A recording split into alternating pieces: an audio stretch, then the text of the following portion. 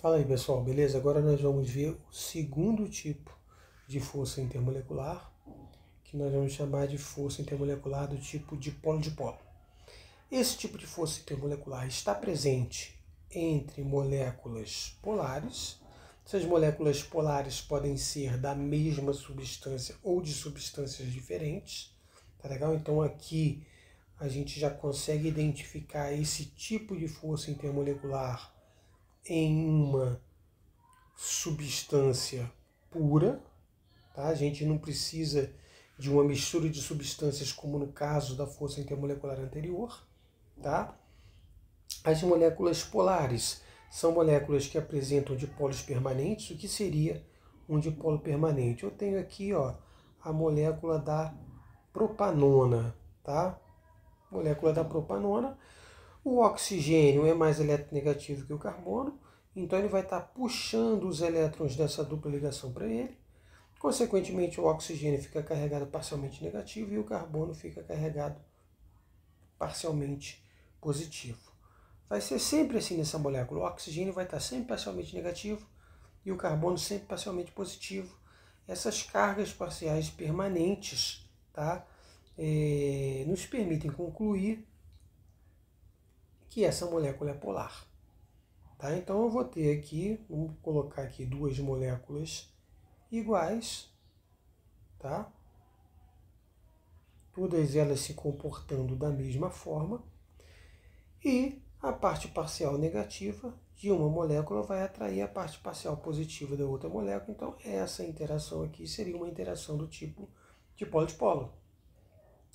Porém, como aqui eu tenho uma atração entre cargas parciais, diferentes do exemplo anterior, onde eu tinha um íon, né, uma espécie química com carga totalmente positiva ou totalmente negativa, essa interação aqui vai ser mais fraca do que as forças íon dipolo que nós vimos anteriormente. Tá? Ou seja, ela vai precisar, o dipolo-dipolo, para ser rompido, para eu romper essa força intermolecular, vai precisar de menos energia para romper do que uma força íon dipolo, tá bom? Aí aqui nesse slide tem uma tabelinha onde nós estamos comparando, ó, substâncias que apresentam mais ou menos a mesma massa molecular, né? São substâncias mais ou menos assim do mesmo tamanho, tirando a primeira molécula, que é o propano, que é uma molécula apolar. Por quê? Porque o momento de dipolo dela é praticamente zero, tá? 0,1. As outras quatro são moléculas polares. Tá? Se elas são moléculas polares, elas apresentam um tipo de força chamado de dipolo-dipolo. Porém, aqui, ó, a gente pode observar que o momento de dipolo delas vai aumentando de cima para baixo. O éter dimetílico tem um momento de dipolo 1,3, o cloreto de metilo 1,9, o acetaldeído 2,7 e a acetonitrila 3,9. Consequentemente, à medida que a gente vai descendo aqui nessa tabela, nós vamos observando um aumento de polaridade dessa substância. Então nós podemos relacionar a polaridade com o momento de dipolo. Quanto maior for o momento de dipolo, maior vai ser a polaridade.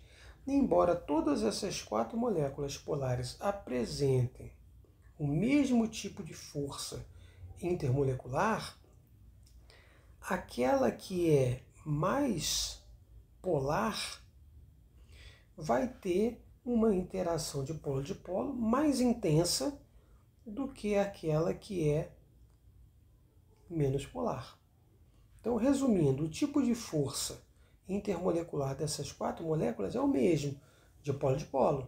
Porém, o dipolo-dipolo é mais intenso na molécula mais polar e menos intenso na molécula menos polar, nos levando a acreditar que a acetonitrila, por ser mais polar, ter uma força de polo-dipolo mais intensa, ela vai precisar de mais energia para ser rompida Por isso que a temperatura de ebulição da acetonitrila é maior do que a temperatura de ebulição do éter dimetílico. O éter dimetílico apresenta um ponto de ebulição menor, né? Ou seja, precisa de menos energia para romper as suas interações de polo, porque ela é uma molécula menos polar.